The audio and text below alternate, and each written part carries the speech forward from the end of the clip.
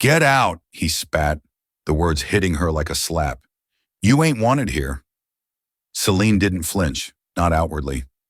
Years of practice. Bruises bloomed beneath her threadbare sleeves, a testament to the kindness she hadn't found. This wasn't charity. It was survival. But Darren, the rancher with eyes like flint, he misjudged her. He saw another broken bird, didn't see the quiet strength that simmered beneath. He especially didn't see the small, leather-bound book hidden in her meager belongings. Little did he know, it held secrets that, if revealed, would turn this whole God-forsaken place upside down. This cowboy thinks he's offering shelter. He has no idea how her quiet kindness will change everything. Her name was Celine, though she had grown used to others forgetting it. At 24, she carried the weight of someone twice her years, her hands raw from travel, her dress faded to the color of old burlap. She clutched a small cloth bundle against her side as if it contained all she had left worth guarding. The ranch stood ahead low and square, its fences broken in places, its corral wide with emptiness. A dog barked once, then quieted, as though even its energy had been worn thin by the endless summer heat. She paused at the gate, gathering the courage to step forward. The world had shown her little kindness of late, yet she had heard this man needed someone to cook and keep the house in order. Even a hardened cowboy, she reasoned, might spare a bit of mercy if he saw her willing hands. Darren appeared before she reached the door. He was broad of shoulder, dark of hair, with lines carved deep around his mouth that looked less like age and more like battles fought with life itself. At 34, he seemed a man who had turned suspicion into armor, who met strangers with the certainty they would one day fail him. His eyes read over her, not with desire but with judgment, as though measuring how much burden she would add to his already heavy days. "You're here only to cook," he said, voice edged like the steel of a plow. "Don't think you're owed anything else." The words cut, though not unexpectedly. She lowered her gaze, murmured that she understood. Shelter and work were enough. She had long ceased to dream of kindness. She stepped inside the cabin, finding a room thick with dust and disarray, dishes stacked like forgotten promises, clothes thrown across chairs. She tied her hair back tighter and began silently to put things in order, moving as if the house itself might judge her for every pause. From the porch, Darren watched with arms crossed. His jaw worked as though he disliked what he saw, though beneath it something shifted in his expression. A flicker of thought quickly shuddered. To him, she was another wanderer, another broken thing. He had seen enough of them, men and women alike, drifting through for a warm meal before leaving him worse than before. He convinced himself not to care, not to look closer. Still, when she bent to lift a water bucket later that evening, the sleeve of her dress slipped. Faint shadows marked the skin of her wrist, the outline of old bruises pressed into her pale flesh. Darren's eyes lingered an instant too long before he turned away sharply, telling himself it was not his concern. The old ranch hand Jed shuffled in from the barn, dust clinging to his white whiskers, his stride slow but steady. He tipped his hat at Celine, his gaze gentler, seeing the effort in her quiet work. Evening greetings passed, simple and sparse, and he went on to wash up. But Darren caught the way Jed's brow had furrowed ever so slightly, as if he too had noticed something she tried to keep hidden. When supper was served, beans and bread hastily prepared from the meager stores. Darren ate with his head bowed, offering neither thanks nor complaint. Celine sat apart, her own portion small, hands trembling only when she thought no one looked. The silence between them carried weight heavier than words. Outside, the crickets sang against the fading light, filling the air with a steady chorus that made the walls feel both close and endless. Later, as the sky turned indigo and the first stars pushed through, Celine stepped onto the porch. The wind lifted her hair, carrying with it the scent of earth and horses. She closed her eyes for a brief moment, savoring the illusion of peace. But Darren's voice came again from the dark corner where he leaned against a post pipe glowing faintly. "Don't mistake this place for home. You do your work, you'll stay. Fail me, you'll leave." Her breath caught, though she forced a nod. The words landed heavy, a reminder of the fragile line she walked. She returned inside, folding her bundle carefully by the bed provided. Yet when she touched her arm, fingers brushing over the bruises she tried so hard to hide, she wondered if this place might prove different. Not because the man was kind, but because something in his eyes for the briefest second had looked startled by the truth of her wounds. Darren stayed outside long after, staring at the horizon where the prairie bled into night. He told himself he did not care about a stranger's scars. He told himself she was only here to cook. But as the lantern in the window dimmed and the house fell to silence, he could not shake the image of her downturned face, nor the way her sleeve had betrayed what she carried beneath her skin. The prairie wind swept over the land, rattling the dry leaves, whispering secrets into the dark. In that restless silence, something unspoken had already begun its slow, dangerous stir between them, though neither dared yet to name it. Morning broke slow across the plains, gold light spilling through the cracks in the shutters. The air smelled of dust and coffee, of earth that had known too little rain. Celine rose before Darren stirred, her body stiff from the hard mattress, but her spirit unwilling to waste the day. She moved softly through the cabin, gathering the dishes, wiping the table, sweeping dust into the corners. Her hands remembered the rhythm of care, even if her heart felt hollow. When Darren entered, his boots thudding heavy on the wooden floor, he found the kitchen cleaner than he had left it in months. The sight unsettled him more than he cared to admit. He grunted, not in gratitude but in acknowledgement, pouring himself a cup of coffee without meeting her eyes. She stood nearby, her posture quiet, waiting to be told what more he expected. He said only, "Bray noon," and with that he left, the door slamming behind him as though to erase the moment. Celine kneaded dough with silent resolve, her arms sore from work, but her movement steady. Every push of her palms into the soft flour mixture felt like pressing away the memory of where she had come from. Each fold and turn was an act of survival, a way to prove she still had worth in a world eager to strip it from her. Jed entered after an hour, his voice gentle, carrying the dust of the barn. "Morning, miss," he said, tipping his hat. She returned the greeting, her smile faint but sincere. He noticed the bruises when she reached to place the bread near the fire. His eyes lingered, soft with questions he did not voice. Instead, he spoke of cattle, of weather, of small things meant to put her at ease. Outside, Darren worked the corral, anger carried in the crack of his whip as he drove stubborn cattle into order. Yet even as sweat poured from him, his mind circled back to the image of her slender wrist, darkened by someone else's cruelty. He told himself again it wasn't his concern, but the thought remained like a burr caught under his skin. When he returned, the table was set with cornbread, beans simmering low, and a jug of fresh water. He sat down heavily, watching her from the corner of his eye. The food was simple, but tasted better than he had known in months. Still, he offered no praise. He only muttered, "Keep it like this." Her nod was small, her lips pressed into a line that betrayed neither hope nor hurt. As days unfolded, she fell into a rhythm of work. She scrubbed laundry in the creek, carried water from the well, swept the porch until it gleamed. Her presence brought a new order, though she asked for nothing. Darren observed in silence. He had hired her to cook, but she moved through every corner of the house as though stitching it back together with unseen thread. One evening, when she hummed softly while scrubbing pans, Darren paused at the door, caught by the sound. It was a fragile melody, barely more than a whisper. Yet it filled the room with a tenderness he had not felt in years. He turned away before she could notice him listening, unsettled by how something so simple could shake him. But the world outside their small house was not kind. Word traveled quick across the prairie. Mrs. Turner stopped by, her sharp tongue cloaked in a smile. "Heard you've taken it astray," she said to Darren, glancing at Celine with narrowed eyes. "Folks say it's unbecoming keeping a woman like that under your roof." Darren stiffened, muttered that it was none of their concern, but the seed of gossip had been planted. Celine, overhearing, felt shame burn her cheeks.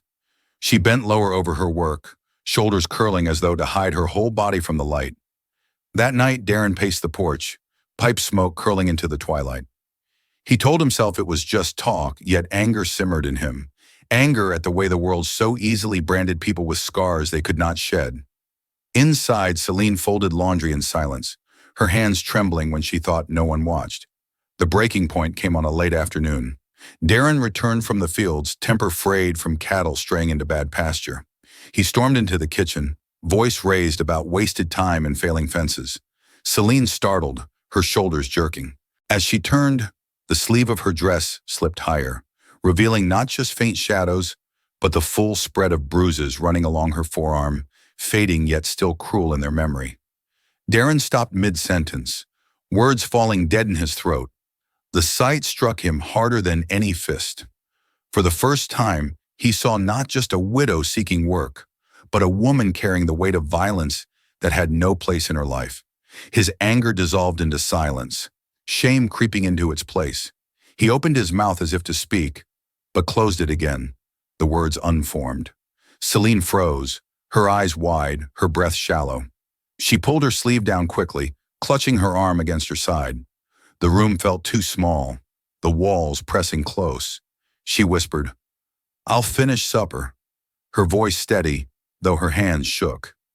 Darren turned on his heel and strode out the door, the slam echoing across the quiet fields. He walked into the dusk, past the barn, past the corral until the horizon swallowed him. The prairie wind whipped at his coat, carrying away his breath. He told himself he left because he was angry at the cattle, at the work, at the gossip. But in truth, he walked because the sight of her bruises forced him to feel something he had long buried, something he was not ready to face. Back in the cabin, Celine stood alone, her hands gripping the table, her head bowed. She had learned long ago not to expect protection, not to hope for rescue.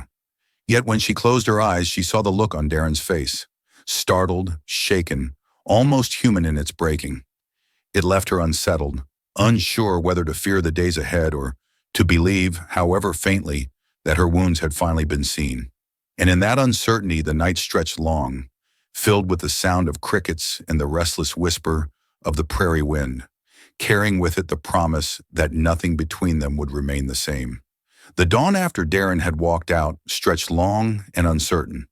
The light that filtered into the cabin held no warmth, only a pale hush that seemed to question whether this place could hold peace at all. Celine moved quietly, tending to the fire, setting bread to rise, washing the tin plates with careful strokes. Her movements were as steady as ever, but inside her chest a storm stirred, echoing the slam of the door from the night before. She told herself she had imagined the flicker of softness in Darren's eyes, told herself it was safer to expect nothing. Yet some part of her kept replaying that frozen instant when his anger had vanished, replaced by something deeper, raw, almost wounded. Darren returned from the fields later than usual, his face shadowed, his hat pulled low. He spoke little, his voice rough but not sharp. He ate in silence, though his eyes strayed more often than before toward her hands as they worked. When Jed came in from the barn and mentioned the bruises in his careful way, Darren shot him a look that silenced the old man mid-sentence. Still, after Jed left, Darren found himself leaning on the doorway, his arms crossed, his voice quieter than she had ever heard it. "You needn't hide what's already been seen." Celine's breath caught, her hands tightening on the dish she held. She did not answer. Words had betrayed her too often, twisted against her by those who claimed to care. Instead, she set the dish aside, turned her back, and continued working. Darren stayed a moment longer, watching her shoulders curve inward before walking away, each step heavy with thoughts he could not voice. In the days that followed, something shifted between them. Darren no longer barked orders with the same sharpness. His tone softened, almost hesitant, as though he feared that each word might undo what little trust had formed. He began fixing things around the cabin. Hinges, a loose floorboard, the handle of a pan, tasks he had long ignored. Celine noticed but said nothing, though she allowed herself a small nod of thanks when he repaired the cracked step by the porch. One evening, as the sun bled red across the horizon, she baked cornbread, its warm scent filling the cabin. Darren lingered near the table longer than usual, drawn by the smell, by the sound of her quiet movements. He sat without asking, his gaze fixed not on the food, but on the way her hands moved, precise yet gentle, as if each gesture carried a piece of her soul. He found himself remembering how long it had been since this house had felt alive, since a voice had hummed softly against its silence. When she finally set the loaf before him, he broke a piece and ate in silence. The taste reminded him of another time before bitterness had taken root in him. He swallowed hard, unable to say the words of gratitude that pressed at his throat.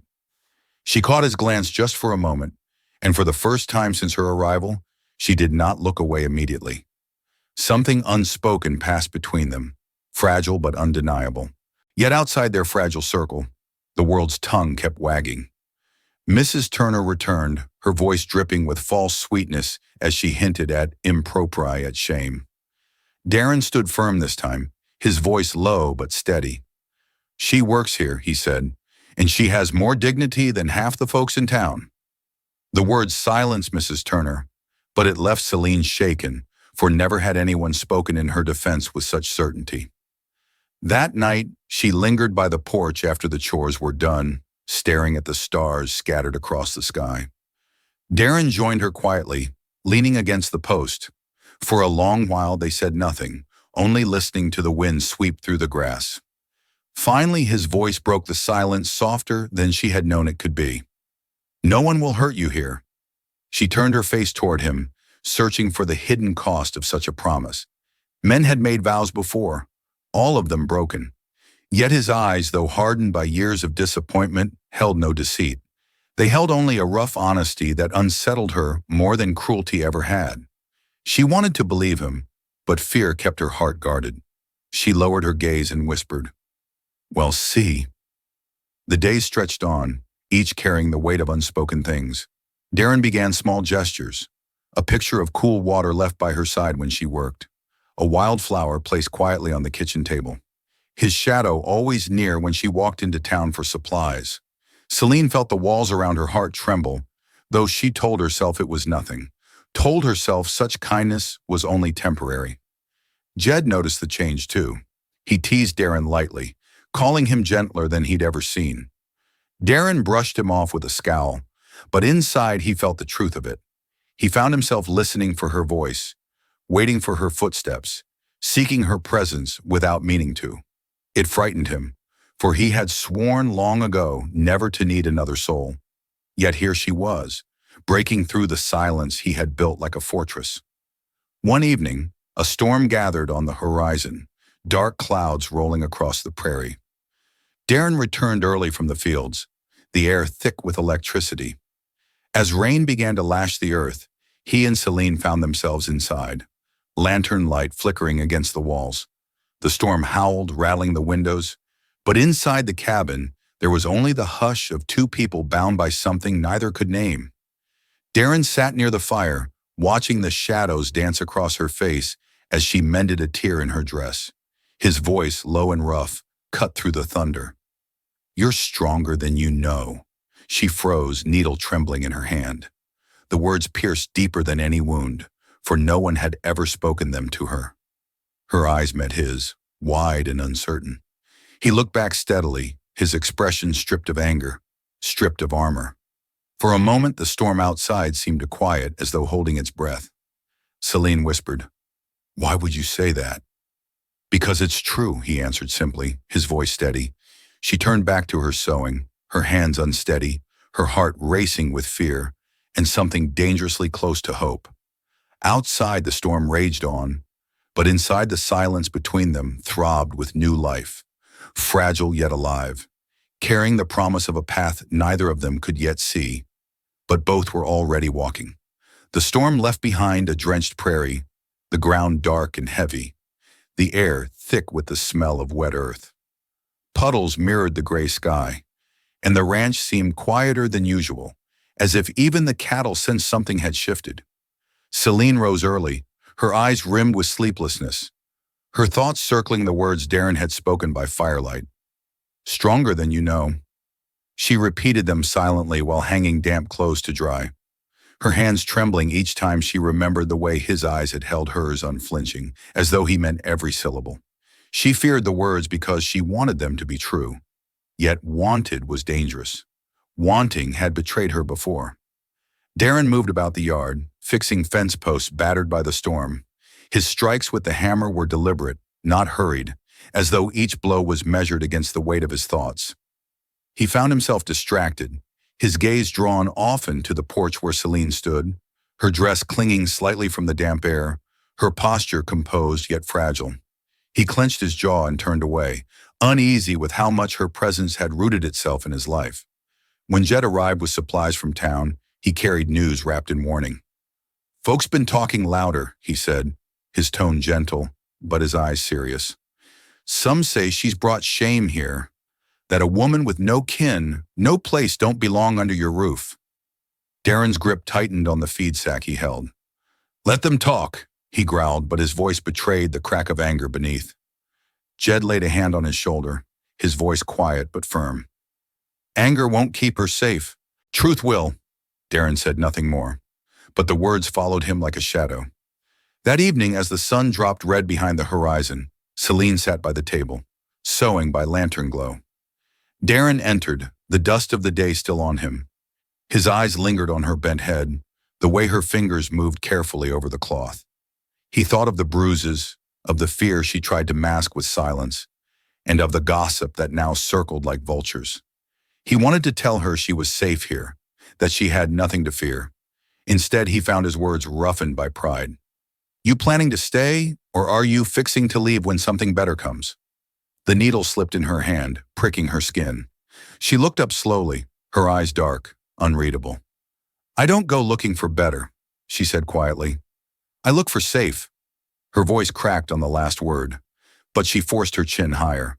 Darren's throat tightened, but he only muttered, "Safe's hard to promise," then walked out, the door rattling in his wake. Later that night, she began gathering her few belongings into the bundle she had arrived with. Each fold of cloth was a whisper of resignation, the same ritual she had repeated in too many places before. She could not stay where she was spoken of as shame, no matter how much she had begun to feel the cabin breathe differently around her. She tied the bundle with shaking fingers, her heart heavy with the certainty that leaving was safer than daring to hope. Darren found her on the porch, moonlight catching the curve of her face, her bundle at her feet. For a moment, words failed him, his chest filled with something perilously close to panic. "You leaving?" he asked, his voice low, almost broken. Her answer came in a whisper, steadier than she felt. "I've no wish to be the reason folks spit when they say your name." He stepped closer, fists clenched at his sides, his breath harsh in the night air. "Let them spit," he said fiercely. "Their talk don't mean truth."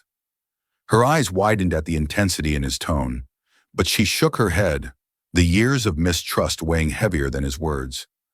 "I've known men's tempers," she said softly, "and none ever carried safety in them." The silence stretched between them, sharp as a blade. Darren struggled, his whole life of walls, pressing against the urge to speak differently than he ever had. Finally, his voice broke through, rough but honest. "I've been angry at the world so long, I forgot how to be anything else. But I'm not them. I won't ever be them." Celine's breath faltered, her bundle slipping from her hand. She wanted to believe him, but her heart still bore scars too deep for quick healing. She searched his face in the moonlight, looking for deception, but found only weariness and truth etched in his lines. She lowered her gaze, whispering, "Words are easy, but I've learned they don't last." Before he could answer, Jed's voice drifted from the barn, breaking the moment. "Storm's rolling back tomorrow," he called. "You two best set things right before it does worse than test fences." Darren's jaw tightened at the interruption, but his eyes never left Celine's. She bent to pick up her bundle, her fingers brushing the porch rail as if steadying herself against the tide of change pressing at her. Inside the cabin later, the lantern burned low. Darren sat by the fire, silent while Celine lay awake in the small room beyond. Each thought ran circles in her mind, his words, his anger, his defense of her against gossip.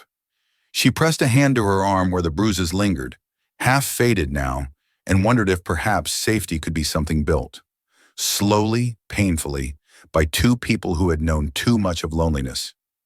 In the stillness, Darren whispered into the flames, as though speaking only to the night itself. "I won't let her go." The words hung heavy in the room, unheard by her, but carried by the quiet air. A vow unshaped into promise, yet thrumming with the power to change everything. And as the prairie wind rattled the shutters and the horizon prepared for another storm. Both of them lay awake in different rooms, caught between leaving and staying, fear and longing, neither realizing that the choice before them would soon break open into something they could no longer deny. The second storm came with a vengeance, black clouds stretching low across the horizon, the sky heavy with the promise of rain. The wind carried the smell of thunder, a sharp tang that made the air tremble. Darren worked quickly to secure the barn doors, his shoulders straining against the gale. Inside, Celine moved with quiet urgency, pulling down cloth from the line, shuttering windows, making the cabin ready. Lightning cracked wide across the sky, and for an instant, she saw Darren striding across the yard, his figure carved against the storm like a man fighting fate itself. When he came inside, rain dripping from his hat, his eyes found hers immediately. He stood there, breathing hard, his face marked not only by the weather, but by something deeper, something that had been building for days. She looked down quickly, retreating to the hearth as though the fire might shield her. The storm battered the walls, a low howl threading through the cracks, and the silence between them swelled louder than the thunder outside. At last, Darren spoke, his voice rough, dragged from somewhere long buried. "I can't stand watching you pack your things again. Every time I close my eyes, I see you walking out that door, and it tears at me worse than any loss I've known." Celine stilled, her hands frozen on the iron pot. Her voice came soft, trembling. "You don't owe me words like that, Darren. Men have spoken such before. None of them lasted." He stepped closer, the floor creaking under his boots. "I ain't them," he said, each word sharp with conviction. "I've been a fool hiding behind anger, but I see you now. I see the strength you carry in silence, the way you've stitched this place back into something worth living in. Without you, this ranch is just dust and boards. With you, it feels like breath again." Her eyes lifted slowly, searching his face as if she feared the truth might vanish under the next flash of lightning. His gaze did not waver. She shook her head almost in disbelief, her voice breaking. "You can't mean that. I'm no one's blessing. I've been beaten, cast out, left with nothing. I don't know how to believe in love anymore." Darren moved closer still until the space between them was filled only by the sound of their breaths and the hammering rain.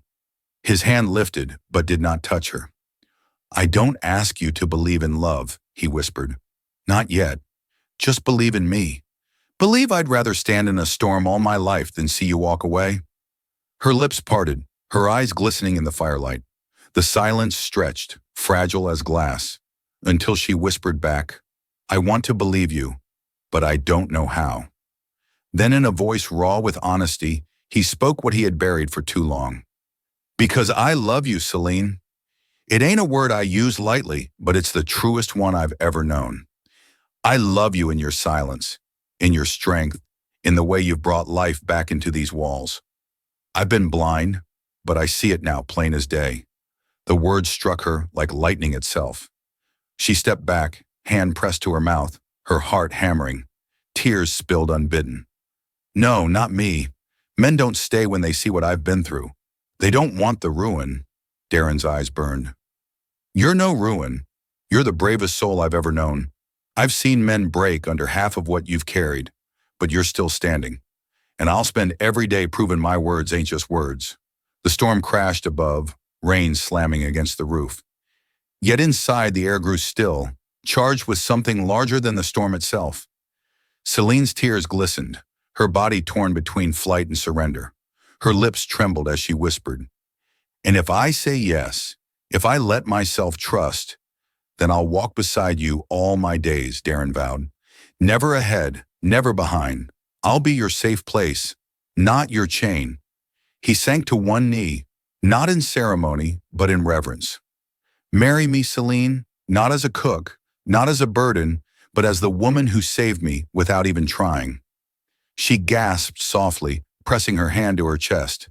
Firelight flickered across his face, painting every line with sincerity.